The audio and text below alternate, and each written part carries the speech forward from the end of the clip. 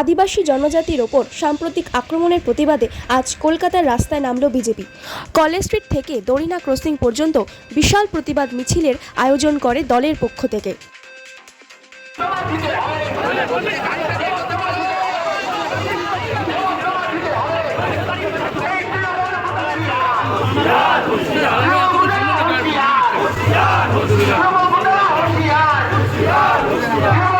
রাজ্য বিজেপির প্রথম সারির নেতৃত্ব, একাধিক বিধায়ক ও সংসদ এই মিছিলে উপস্থিত ছিলেন। জানা গেছে, শুরুতে অনুপস্থিত থাকলেও শুভেন্দু অধিকারী মাঝপথে মিছিলে যোগ দেন।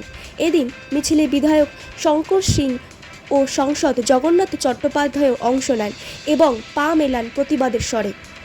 লক্ষণীয়ভাবে এই গুরুত্বপূর্ণ মিছিলে উপস্থিত ছিলেন না দিলীপ ঘোষ। ফুল জোহারের কথা বলেছি, সবাই মিলে আদিবাসীরা স্রষ্টা, সৃষ্টির কর্তা, তারা মূলবাসী।